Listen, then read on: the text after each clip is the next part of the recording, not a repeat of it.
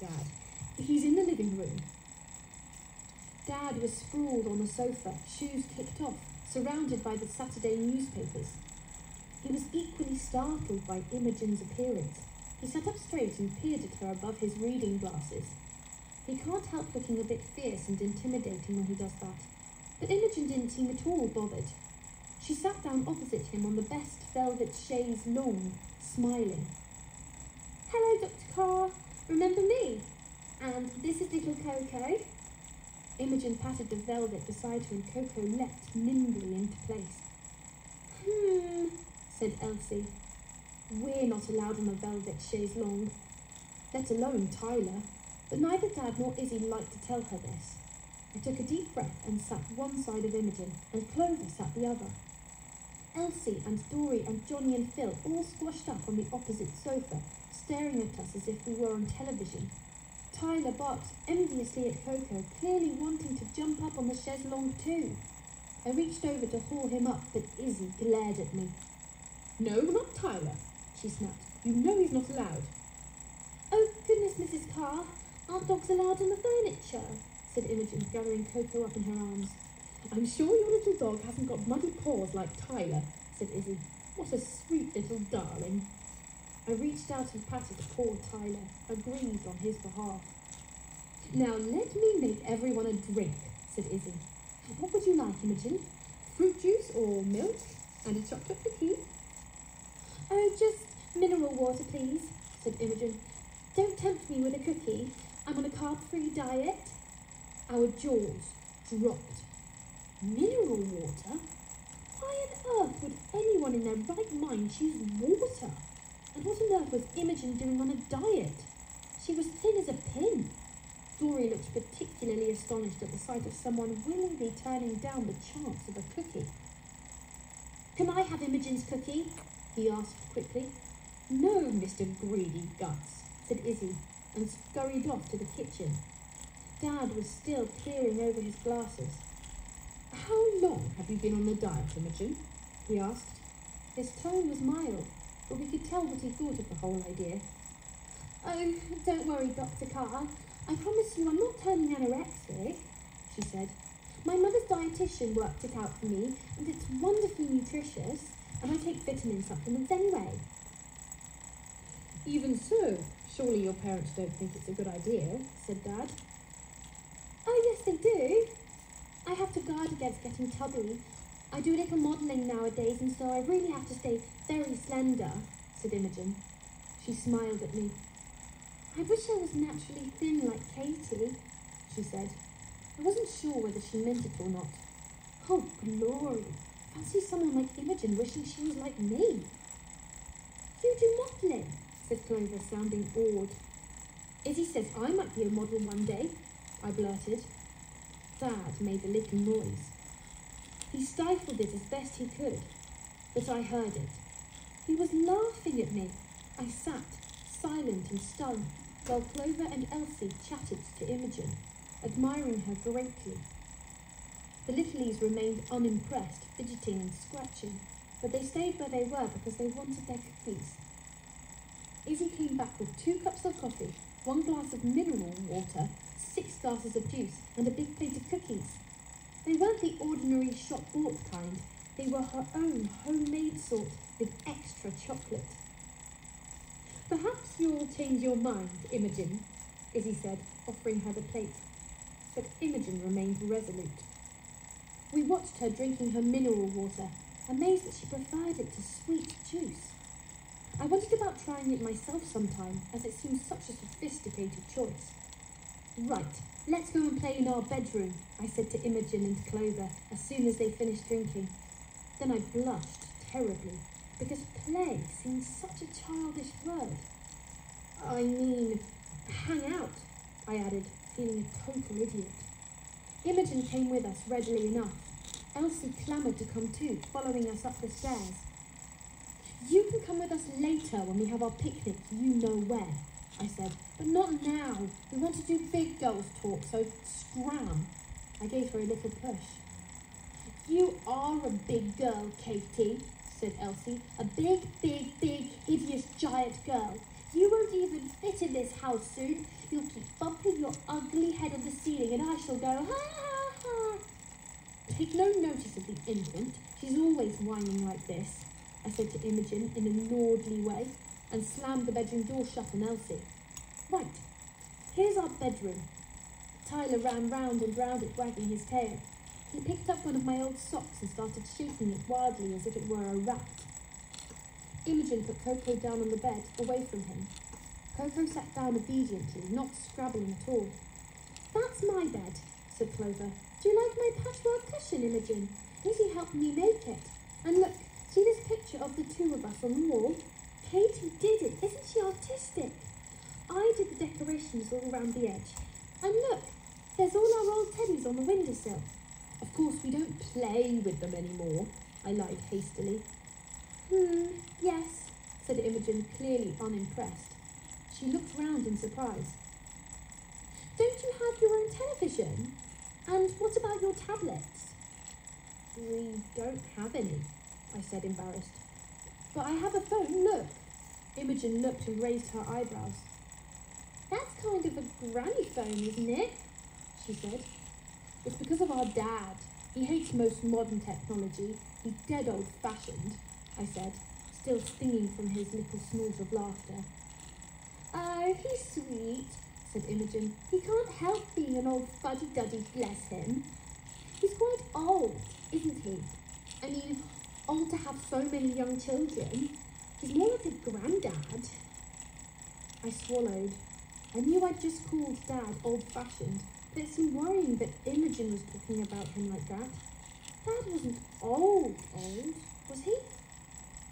Our mother was much younger, I said, and beautiful. Here she is, said Clover, pointing to her photo in its silver frame. We took turns to have it on our bedside table. 1 week me, 1 week Clover. I wasn't sure I wanted Imogen to look at her. Mum was too precious. If she said something patronising about her, I knew I'd burst out crying. But Imogen barely glanced at her.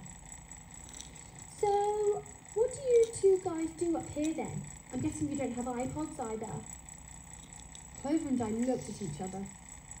What did we do? We played all our pretend games, but even Clover knew not to tell Imogen this. I knew that this grown-up, glamorous Imogen would look incredulous if I outlined even Celebrity, our most sophisticated game. She'd put us on a par with little Phil when he played Lions. She'd call us sweet. Oh, we draw and do our homework and stuff, and read, of course, I said, indicating our crammed bookcase. Who's your favourite author, Imogen? Imogen shrugged. I don't really read, like, books. I like browsing stuff on my iPad more, she said. She sat down on Clover's bed beside Coco and looked at her phone. I felt my arms prickling. Oh, God! Was she bored already and thinking of calling her father back right this minute? We have a special secret place, I blurted out. We'll take a picnic and go there for lunch, okay? A secret place, said Imogen, looking mildly interested. It's a secret garden, said Clover. It's the most magical place ever. What, like in that old film, The Secret Garden, with roses and a robin and a baby deer? I love that part, said Imogen. That was my favourite film when I was a little kid. Clover and I looked at each other. It was one of our favourite films now. Well, you don't get deer in our secret garden, but there are lots of old rose bushes, and I'm sure I've seen a robin there sometimes, I said. It's truly lovely, and Katie's made us a special camp under a willow tree with rugs and cushions and all sorts, said Clover. Then let's go there now, said Imogen. She kissed Coco on the tip of her nose. You'd like a secret garden, wouldn't you, baby? Tyler loves it there, I said, picking him up and kissing him on the tip of his nose. He didn't just accept the gesture placidly like Coco.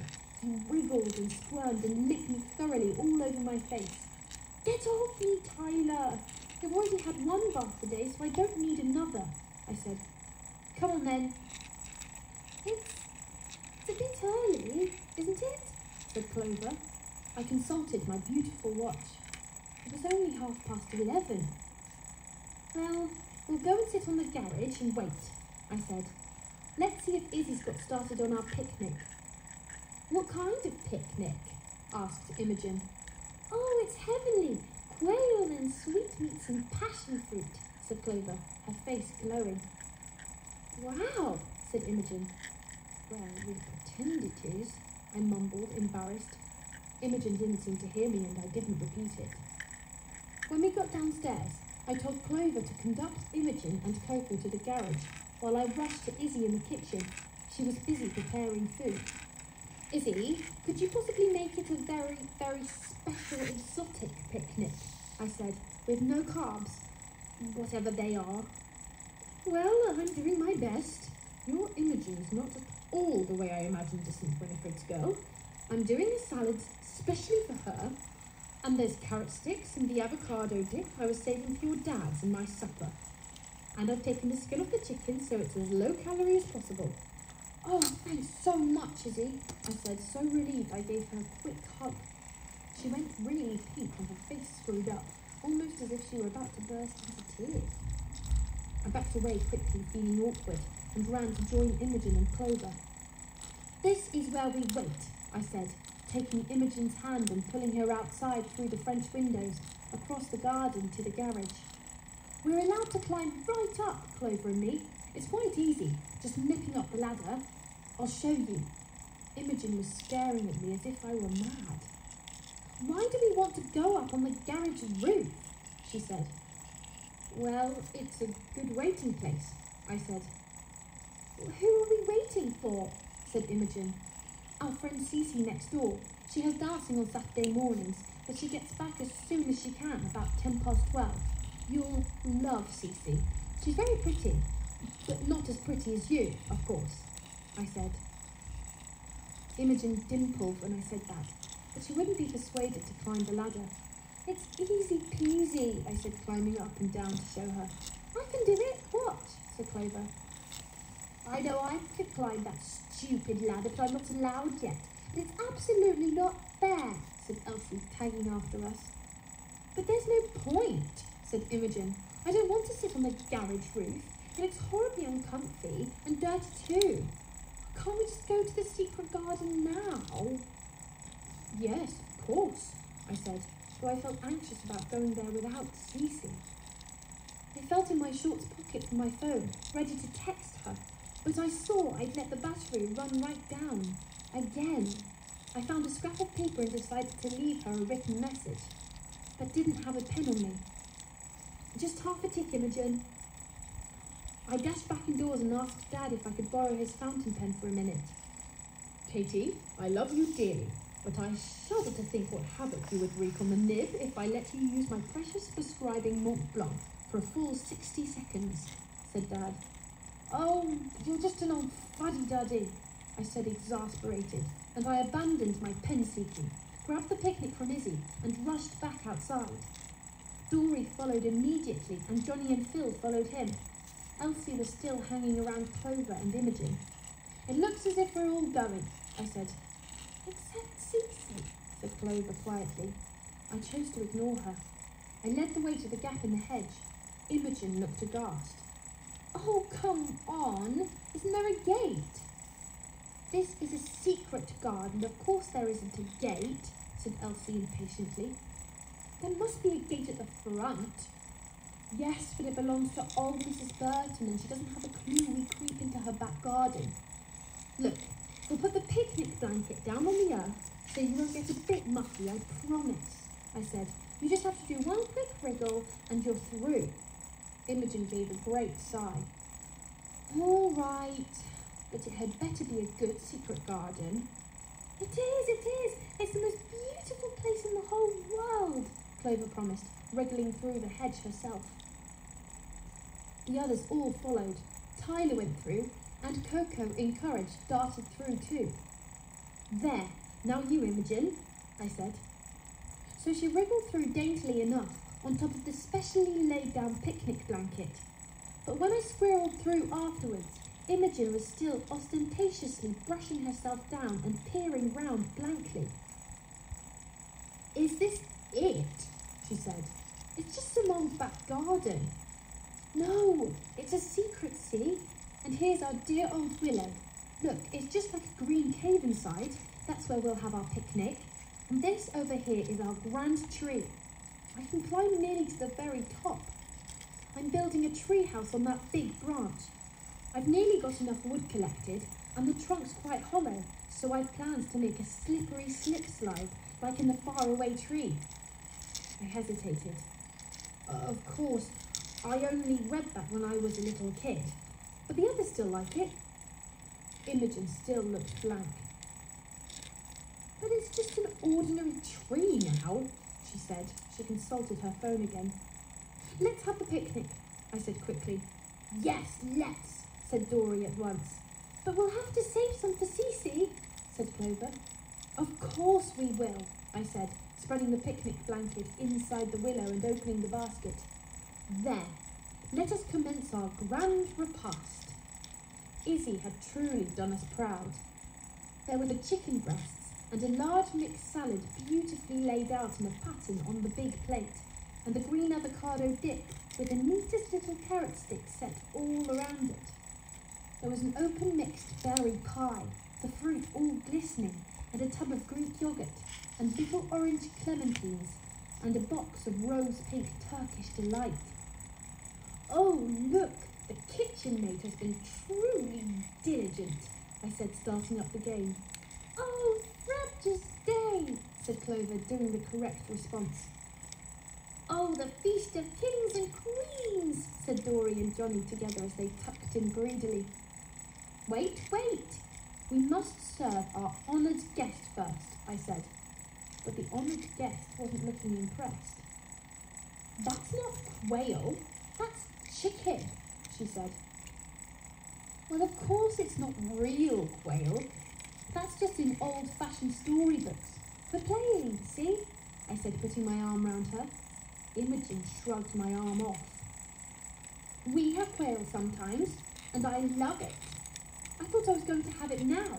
And sweetmeats. That's just Turkish delight. Yes, I know. But we pretend, you see, to make it more exciting, I said desperately. I don't see the point, said Imogen. That's because you're stupid, said Johnny very rudely indeed. But never mind, Dory will eat your share if you don't want it. Johnny, I said furiously, but there was a little bit of me that couldn't help agreeing. I thought Imogen would flounce out of the feasting cave then and there, but she stayed, and she even ate a morsel of chicken and a sliver of salad. We all tucked in properly. It felt awkward, and even Dory didn't eat with his usual gusto. The three littlies crawled out of the cave as soon as they were finished and started up a complicated animal game. Oh, God, do we all have to bark and moo and hiss? Said Imogen. No, of course not, I said. So what do we do? We tell stories, said Clover. We make up what we're going to be like when we grow up. That's more like it, said Imogen. Shall I go first? She had it all mapped out in immense detail. She was going to continue modelling all the way through school and reckoned that by the time she was 14, she'd be modelling properly.